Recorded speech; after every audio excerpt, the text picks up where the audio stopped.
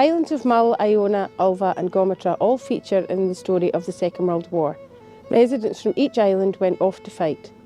This film is the story of some of the families whose parents and grandparents experienced the war, particularly in Europe and North Africa.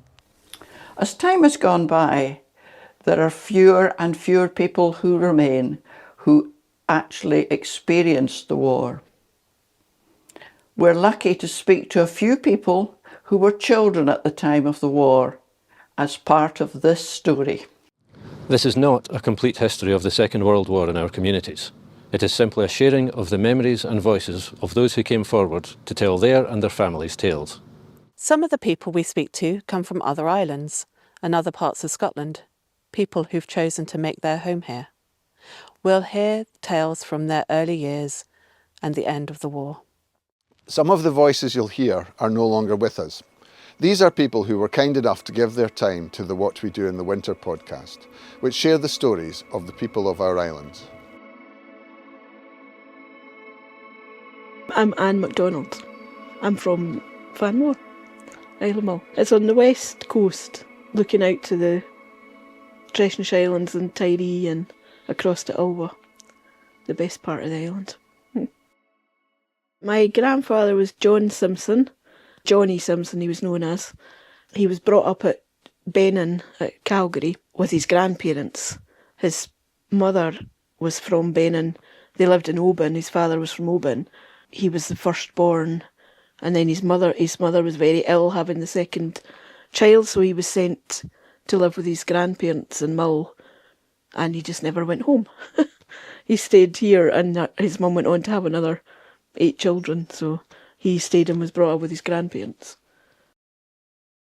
Before the war, he joined the Territorial Army. He said that they came round recruiting one time, and him and another few chaps joined up, and they used to go to the Scout Hall in Tobermory to do whatever practices they did. And then he went away to a few camps. Before the war, he went away to, obviously, training and things. And then, near the start of the war, he was working on the roads. They were putting new road in between Calgary and Derwig, and he was working at that when war broke out, and they were called up quite early in the war. That was him. They went to, as far as I remember him saying, when they hit Europe, they went to France. They got into cattle trucks on the railway, and they went up good distance in that, and then they went down towards Alsace-Lorraine, where they stayed quite a while, because he talked about that quite a lot. There was whatever village they were in was occupied by German people who had, from the First World War, even though it was in France, it was German people that were there. And he said when they first got there, they didn't have a good reception, but when they found out that they weren't English and they were actually Scottish, their opinion, they changed completely, and they were really nice to them. So he said there was a what did he call it? A Estamini, a wee bar, like a bar place that him and some of the other men used to go to, and it was an old man and his daughter that ran it, and he used to get egg and chips there, and they used to sneak out, instead of going to the canteen, they would sneak out to go to this wee Estamini and get egg and chips and coffee, and the man used to put brandy in their coffee for them as a wee treat. So they were based there quite a while, and then they went up through the Somme Valley to some place. There was a big chateau, he said. Can't remember the name of it, but that's where they were based. Where there was the officers were based in this big chateau, and they were in the Somme Valley, and that's when they got captured in there. He said it was at Rommel, and the tanks, they did a pincer movement down the valley, and they surrounded them, and they were cut off for days, and with them moving in on them, and then they were given basically told, give up. You've got 3 minutes to to stand down, and he said he had two grenades. That's what he had. He had 2 grenades on him, and he said he got rid of them as quick as he could. And that was them. They couldn't do anything because they were just moving in on them. So that was them captured. I think it was 41, quite early on. And then they were marched, a big long march, or march to Germany, basically.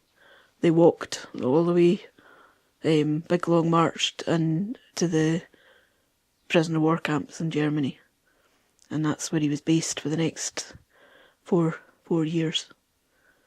So it was Stalag 9C was the where he was, and not sure what the first camp number was, but it was the Stalag 9C.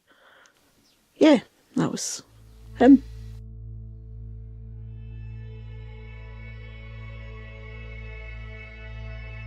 Yes, I was actually living in Tobermory at the time of the Second World War, briefly, not for very long, because my mother was teaching in Tobermory School and my father was having to work out in Tyree on the aerodrome. They were building the aerodrome during the war. I remember my father telling me when I was quite young about this person called Haw Haw. Well, I understood that Lord Haw Haw was on the German side, who actually reported back to Tobermory one night when things were quite hot during the war, that there was no bread in Tobermory, he understood. And they realised that he was getting information from somewhere about this, because he shouldn't really have known all about this. But it was my father later on that really told me about Haw Haw. And they were always afraid they might bomb Tobermory because they were well aware, of what was going on there. And obviously he was relating all this information. But he must have been getting his information from another source.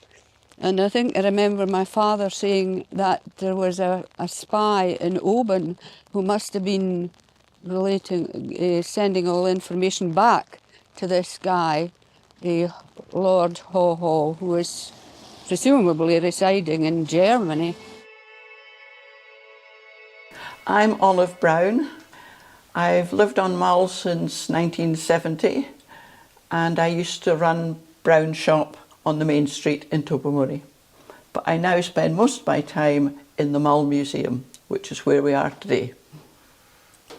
Well, there are many stories about Mull, and when it comes to wartime stories, they nearly all concern the Navy.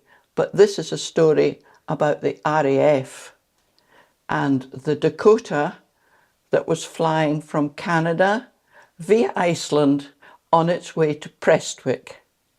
And unfortunately, on the 1st of February 1945, it was passing over Ben Talaidh, but because of the fog and the weather and the snow, and perhaps the plane heavily loaded with ice, it didn't make it. Just a few feet below the summit, it clipped the mountain and crashed. Well, they've crashed on top of Ben Talaidh, and they look down and they've no idea what's below them. They don't know there's a whole load of cottages which all have their blackout up, except this one house, because the wife was too disabled to put the blackout. So there's this one light in one house. And that's what this guy, Auchenville, aimed for.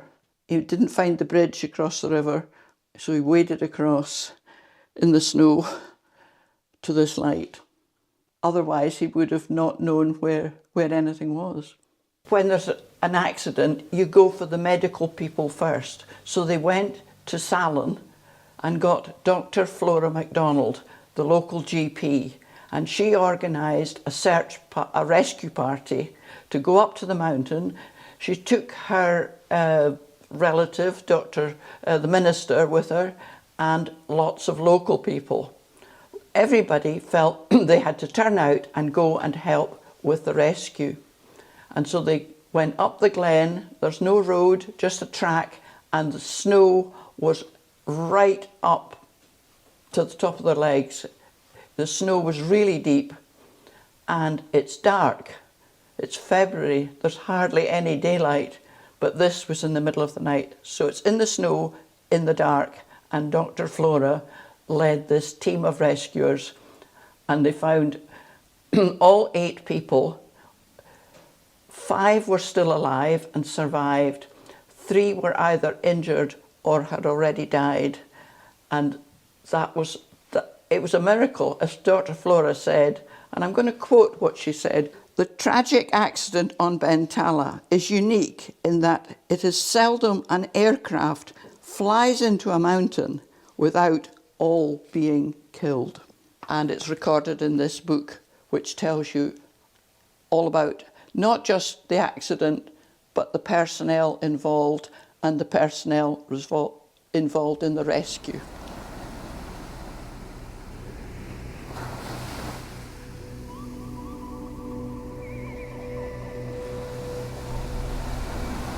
Tobermory was very, very important because it's such a safe harbour.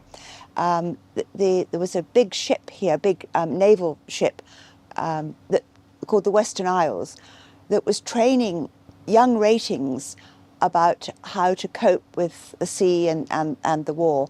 And I believe 200,000 young ratings passed through this ship. But Tobermory was full of naval ships in rotation there, doing exercises and things, and a lot of international sailors, as it were. And there would be 3,000 of them would come ashore at a time. You can hardly credit that, but that's what they say. There was a main boat that was there all the time, and then other boats in and out. There's sometimes French with a red Tory burners, and the Tory thing on the top of the hat. If you went to the pictures, when the pictures finished, they had to stay in your seat because the sailors all made for the door to get down and stay before the national anthem. Oh, the noise was terrible.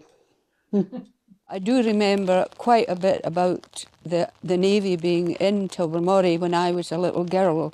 They used to march up and down beside the school, and that field beside the school. They also had wrens as well. There was women as well who were there. And it was what I found fascinating as a child was the fact that I saw seaplanes coming in to Tobermory, and quite large ships. I think quite a few frigates were coming in as well.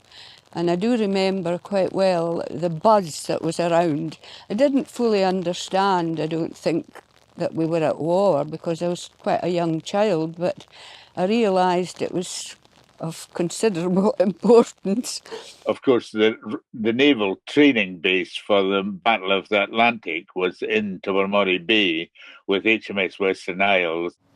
It was a very short training, and it must have been quite amusing, but very hard, because the man in charge, Admiral Stevenson, was an absolute joker. He was he was the terror of Tobermory. Who was known as Monkey Brand, that was his nickname, and he had 2 little moustaches here that we have a rude name for in the army, but I won't mention it on this. And he was a really very hard master, and he deserved to be because, I mean, they had to bring everybody up to speed, the corvettes and the destroyers, the sort of tactics for killing U-boats, and he did a very good job. And I knew him when I was young, after the war, and he used to play tricks on us, but I know he played tricks on those poor ratings, and they were young boys, and not sure about life or anything, and the tricks he played on them, there's one story that he threw his hat on the deck and said, "That's a grenade," What are you going to do about it? And the young rating kicked it overboard. Admiral Stevenson wasn't very happy with that. I can remember also from the war seeing, I think there were hurricanes used to come in and practice with the ships in the bay, and you'd see the ships training their guns round to follow the attack in. And there was another thing that they used to have where they actually fired anti-aircraft weapons at a plane that was carrying a drone away out behind it, if my memory serves me right, and they would fire at that, and you would see the great crumps in the sky as the anti-aircraft shells exploded. So it was an exciting time, and one of my earliest memories, which may have been just my mother telling me about it, but I can actually hear the sound, was that the Germans were always trying to find Tobermory. I mean, it was quite a long flight across Scotland, you know, from maybe Norway or whatever. But I can remember distinctly my mother saying that that was a German plane because of the kind of noise that it made, and that they were always looking for Tobermory. And if they'd scored a hit, it would have destroyed the place entirely, because the old distillery bonded warehouses were absolutely full of munitions of all kinds to support the training for the Battle of the Atlantic. And it would have taken out Tobermory as a whole, I think, more or less, if that had gone off.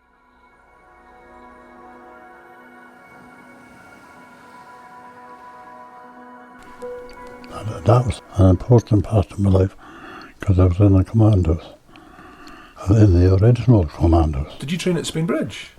I was. Achnacari.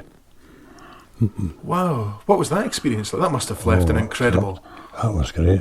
Yeah. Oh, adventure. Yeah. And I wasn't seeing into the use of all this training, but I enjoyed the training. It was great. I'm Moira Wasteland. My dad was Duncan McGilp, who lived in Tobermory.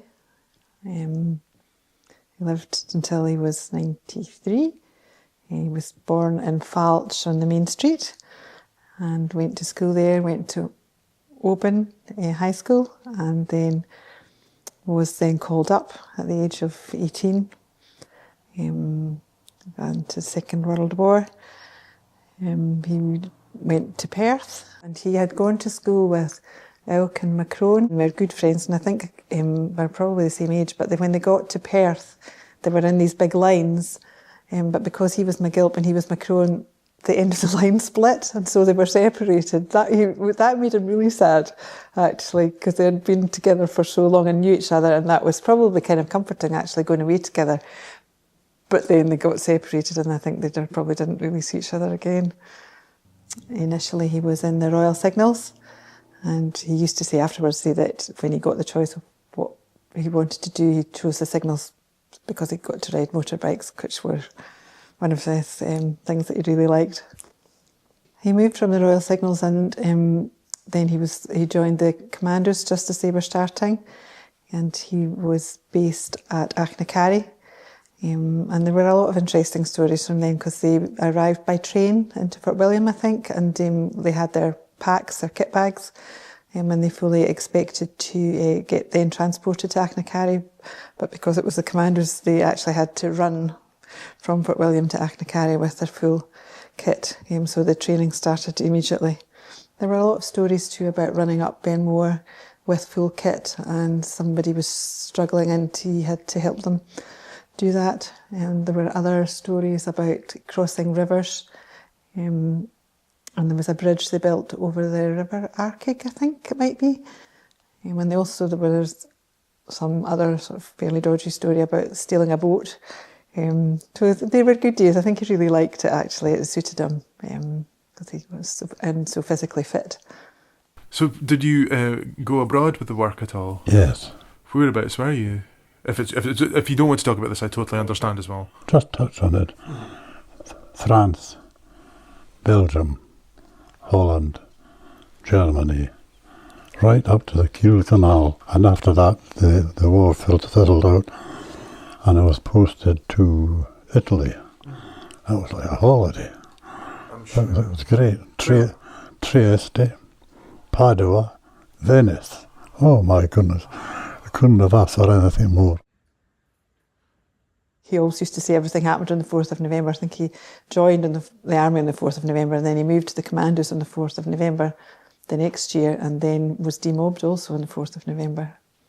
And then he was in France, and he avoided, he had a leg wound that meant he was in hospital for a while, and also had diphtheria. So he had diphtheria that they believed had come about because of drinking dirty water. And then he also had a leg wound that they thought had got caught on a barbed wire fence, and then there would be no antibiotics, so these hospital stays were long.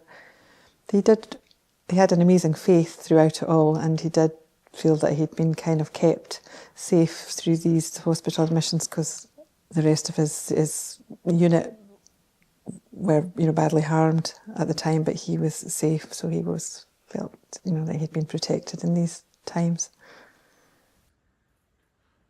On his 21st birthday, he was in hospital then and felt very alone and far from home.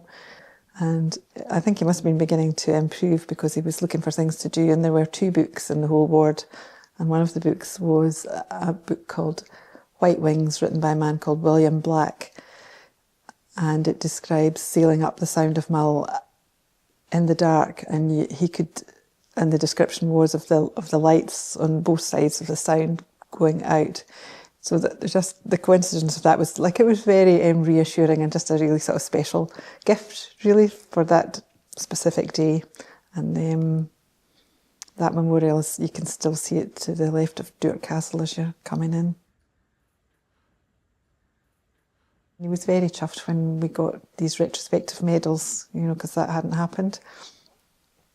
I mean, I do remember reading at the time about when I started to think about there must be medals and he must be entitled to something from these days, that at the end of the First World War there was a lot more celebration of the achievements, but after the Second World War everyone was a bit fed up of war to a greater extent anyway, and there was just a big drive to get people back to work and get the economy moving, so they didn't actually recognise what had been done to the same extent. So you could get them, but they didn't come automatically. But he was very chuffed to get them, and for us to see them and to have them was good. My trainer was Donald McCall. In our family, there was only really 2 names. It was Donald or Angus. He was one of many siblings. He was a great guy. He was quiet. He was always there, always dependable, always the last one to leave the pub on a night out. When the war broke out, he was a farmer on Trelawsk Estate, northwest coast of Mull. His family were always farmers, so he was doing vital land work, making sure that the troops were fed and the civilians were fed. And I think that's why he waited till he was called up, because what he was doing was so important. But he got called up and he went off to war. And when he was there, he was a dispatch rider, which was good. I believe it was. And when he was out in Africa, and he was in the war for a few years. He was at Anzio for the Anzio landings. It's a terrible shame because it was my mother that he talked to about all of this, and I don't think we really appreciated how special all of this was until we were older, especially now. After he had taken shrapnel, he was put on one of those temporary hospitals. They were set up on, they're basically battleships. They were floating hospitals taking people to get rehabilitated, and then they'd send them back. And there was this young nurse going around checking on everyone, and she asked him, "Would you like a paper?" And he's like, "Oh, that'd be great."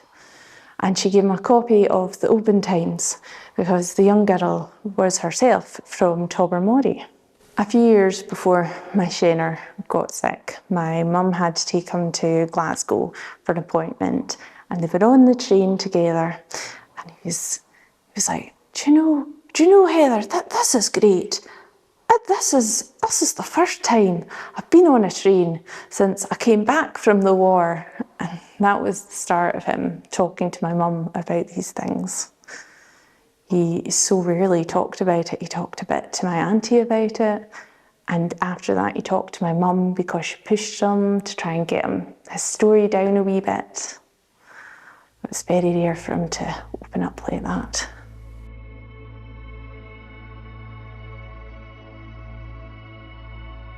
I am Rhoda McKinnon. I am the granddaughter of Duncan McKinnon, Duncan Honey, who is from Tobermory. My Shaner was Tobermory born and bred. He was a haulier, he had a horse and cart and used to move things about the distillery and off the cargo ships and things. He then got a lorry, which apparently was a massive deal at the time. And in fact, somebody said to me recently that they still remember the day that he got his lorry. And that's what he did in the war. He was a driver in the war. I don't know all of the facts of where he was. However, I do know that he was taken prisoner of war in Tobruk. He had numerous near-death experiences, and one of them was at that place before the Germans came in. He was filling up water and they could hear aircraft coming. And so he vaulted a wall and hid, and he avoided any injury or anything. However, the hospital was blown up, and that was just before it fell to the Germans. That's when Rommel turned up in his open-top staff car, and they were taken prisoner. And basically from then till the end of the war, he was a prisoner of war. These pictures are all when he was a prisoner of war. So this particular one, Shenner's here on the left, he was in an Italian camp at that time. And this one is probably when he was at his thinnest. Basically, Red Cross parcels, he said, is what kept him alive. He bartered so many things for food and water. And in the end, he only came home with two things from the war. One of them was this cigarette case, which he has inscribed inside it all the places that he was, which is quite incredible to see his journey. This is the other item that Shenner managed to hold on to throughout the war and didn't have to barter, managed to keep a hold of. Inside you can see a photo of my granny and her sister, and also a lock of my granny's hair.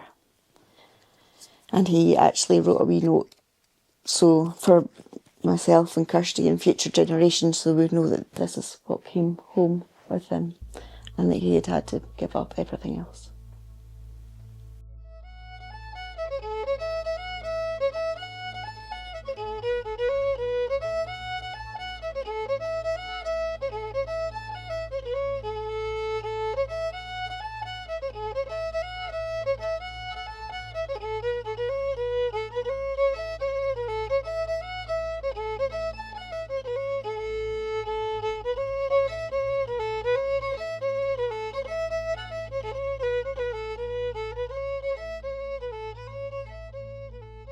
My name is Sandy Brunton. I stay in Finnefort and this is where I'm from. As far as I understand, Oban was a big base for flying boats, and flying boats were protected there mostly, and they were used to do reconnaissance for and protection duties for and anti-submarine actually duties for the convoys going across the Atlantic. And as part of protecting them, there was what was called a chain home low station built in Carshig. So Carshig had an RAF Carshig built there, and as far as I understand as well, they had figured this device out, which was to be able to track aeroplanes below or from 500 feet and down, because the other early radar was above that. So these were to try to look after reconnaissance and mine laying aircraft that were round about the coasts here. So RAF Carshig had about 50 RAF personnel there. They set up a generating station and then they also had a monitoring station, and then they had a mast, and the mast was down nearer to the shore, as far as I can understand. The generators were in Oban waiting for the station to get built, so it was done in a bit of a hurry, and the local men seemingly were involved in getting the sand, and they took the sand from the beach, and they got into a lot of trouble for taking the sand from the beach to build the building which housed the generator to be able to do the radar. And they I think that they requisitioned what's called Enimore Lodge now, and a lot of the people stayed there, but some of them were having to guard the radar station and the mast, and their supplies, I think, came in, as far as I can understand, by an MTB into what was Carsigh Pier during that period. So my grandfather, Alan McInnes, during the Second World War, things were tight, and there wasn't that much food about, as far as I can understand. They didn't earn an awful lot of money, so he trapped rabbits as part of his wintertime job, and in the summertime he was fishing for salmon. And he told me that he's witnessed a dogfight, what he called a dogfight, below him. And Carsigh, you might not know, but has cliffs of about 600 feet. And as far as I can think, there was a flying boat coming back to base, and there was a German aircraft of some kind, whether it was reconnaissance or whether it was a mine layer, and it was having a go at the flying boat. And I think that the flying boat had machine guns all over it, and it saw off the German plane, and that was below my grandpa. But the family, when they managed to get enough money together not to have to eat rabbit all the time, none of the family ate rabbit ever again, because it was the pelts that were sold and not the meat. So he had to skin the rabbit, and because there wasn't much food, they all had to eat the rabbit when it was there, but they never ever ate it again when they could avoid it. So the Ostend, as far as I know, actually was a big ship coming from America to UK, transporting all sorts of stuff, including about 500 tons of explosives and bombs and artillery shells. And it got some kind of hole in it, whether it was from a mine or a torpedo. I don't think they knew that. It was southwest of Skerryvore, about 10 miles away. And it was sinking from the forward end, but the next bulkhead was still secure at that time. They were trying to beach the ship. They were thinking about Tyree, but they got into the loch just at Benesson, and they put it ashore there.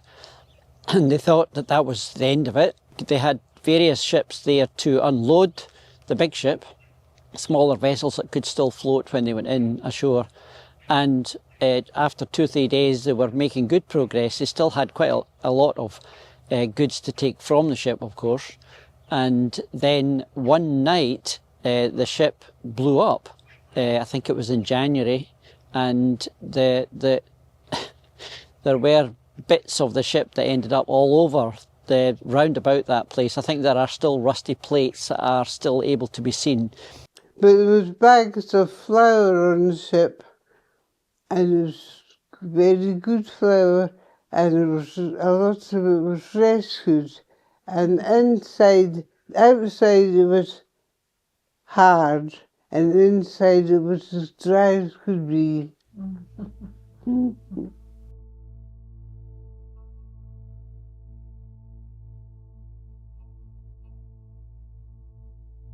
My mother was from Glasgow and my father was from Govan. Well, he worked in the shipyards, but they came to Iona when there was a strike on, and he never went back. Well, my father got a job in Tobermory in a sawmill at Aris. Then we all moved up there, but we kept the house at Tobermory. We came back to that after the war. We used to come home for school holidays my mother and I. And they were down on the beach, and there was a thunderstorm. And I thought it was James coming, because there was this terrible noise. It was right above the beach. You mentioned there as well about seeing a parade in Edinburgh for the return of the troops. Where was that? Yeah. Was that down the Royal Mile? That was Princess Street.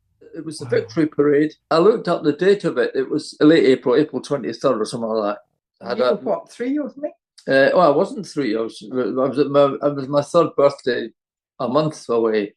And we got there, and I was a yellow sou'wester, a yellow hat, and a Union Jack.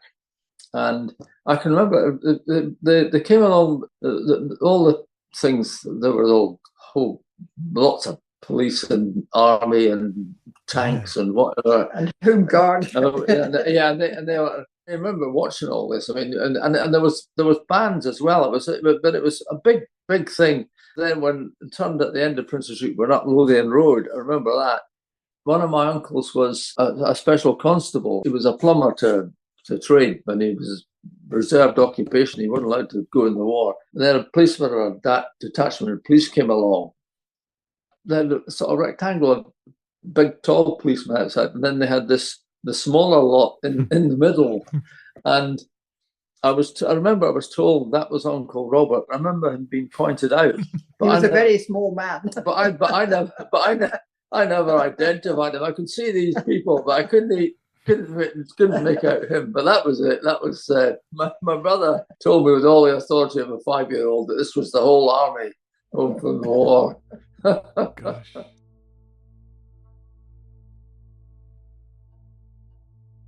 When CED came, we had bonfires.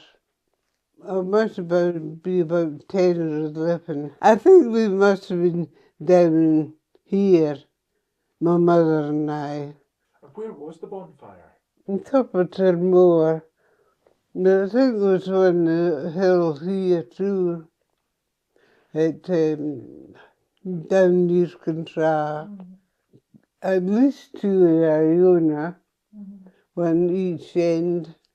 Well, we knew the war, it was imminent that it was going to be finished. It was just a matter of time.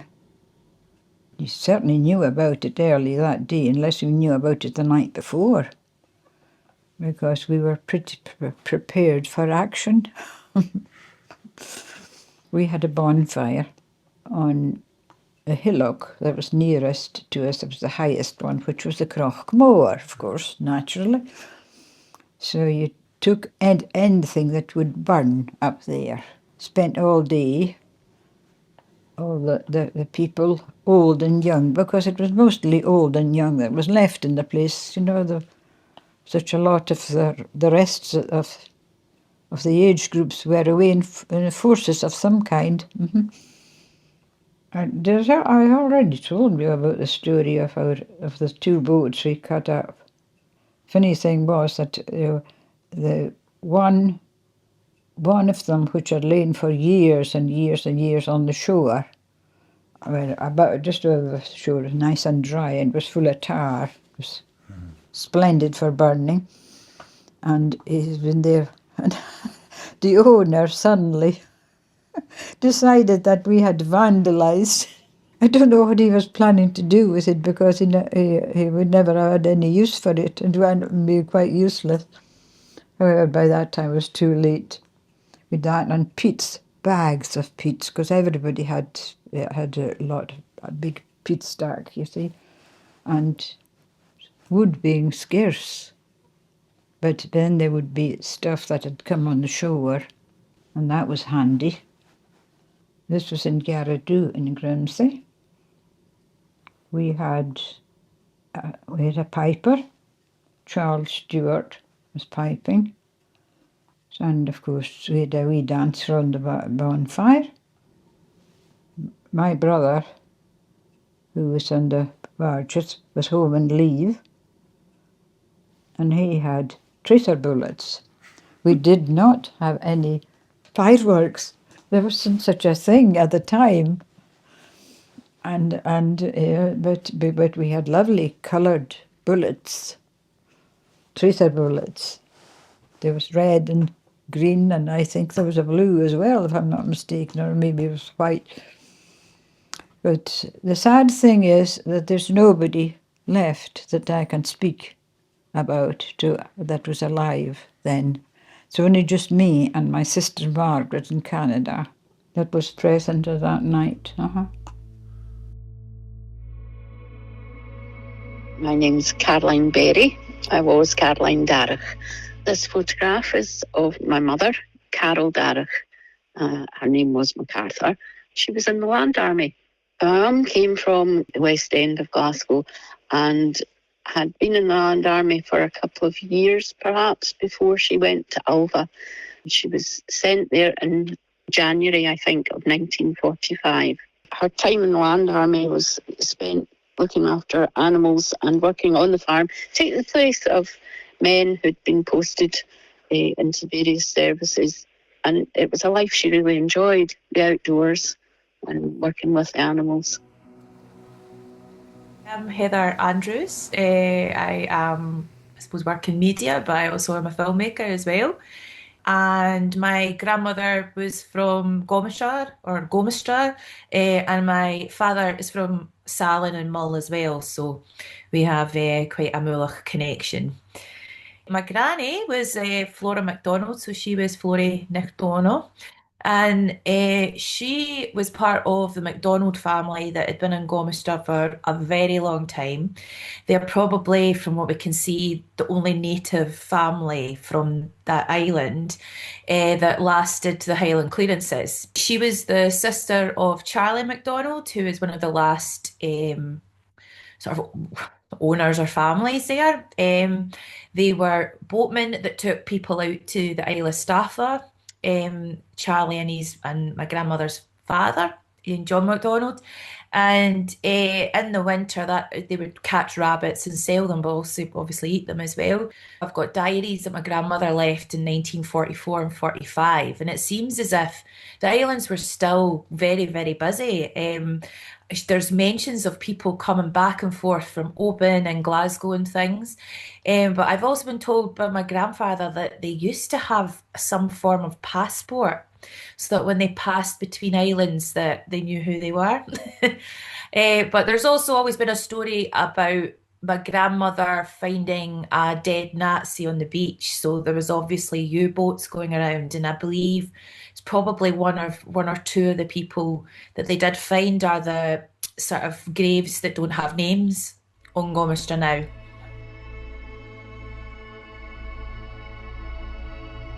My name's Colin McLean. I come from the village of Derrig, just down the road there. I am a veteran. I spent time in the Royal Air Force. I was in the Royal Air Force for 12 years. And I'm part of a group who are now trying to raise money and fundraise to build a war memorial here on this spot right here. So the need for a war memorial now is, I believe, a connection. There's a connection that's now broken, I believe, between our younger generation, our future generations. I was privileged enough to know people who fought in the war. And they could tell stories and I could relate to them very easily. That connection is now broken because these people have obviously passed away of old age. So it's very important for their future generations that they can see things like this and they know the stories behind them and you can tell them who's on it and why they're on it and what they did for us. The plaque will have 23 people on it, firstly to start. There's 21 people who were killed from here in the First World War and another two who were killed in the Second World War, one being my great uncle, who's John McLean, who's from the village. Everyone on the plaque wasn't from Derrig. They were from a greater area, the parish of Kilninian and Kilmore. So there's 4 men on the plaque who came from Glengorham. There's 1 man from Queenish, there's 1 man from Rudall, there's 1 man from Kilchreest. So it's spreading around the whole area and the parish. That's one reason that we actually picked this site for the war memorial, is because it overlooks such a large area and just have a structure overlooking that to represent the wider community, if you like. So the stone that we're going to be constructing the memorial out of will come from the local area around Derrig and around all the local areas where the men actually came from. We'd like to take some stones specifically from those areas as a representation of these men and then put it into the structure of the stone.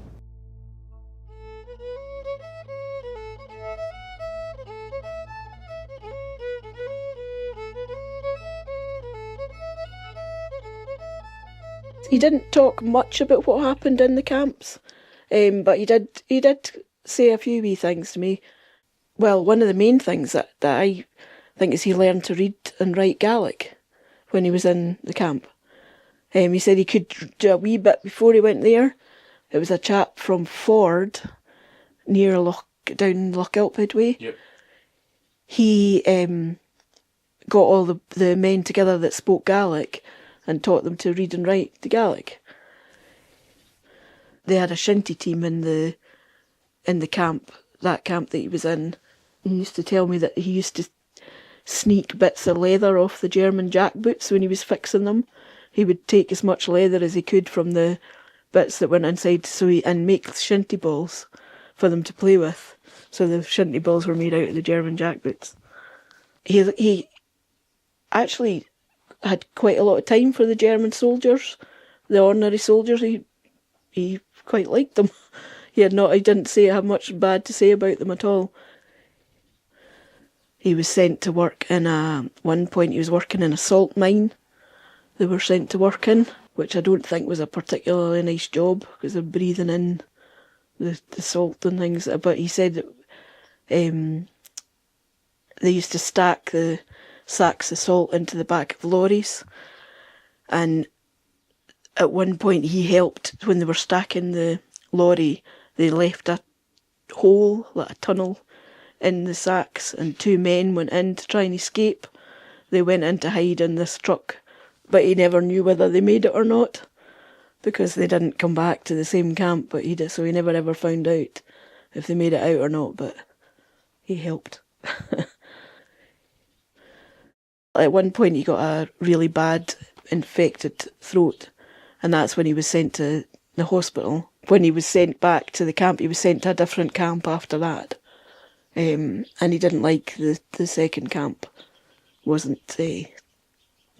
was taken away from the other men that he knew, and it sounded like it wasn't a nice place. The other one, they had no shinty teams, no nothing like that. That was all seemed to be the first camp. But that was later on. I think that was like 1944, so it wasn't that long there before the end. And then they got the Americans. It was that came and what's the word they used? Liberated them. But he didn't speak much about any. He didn't obviously speak anything about all the bad things that must have happened. He kept that very much to himself, but he had nightmares all his life. We used to hear him shouting in his sleep, so I would imagine there was quite a lot that was not worth speaking about.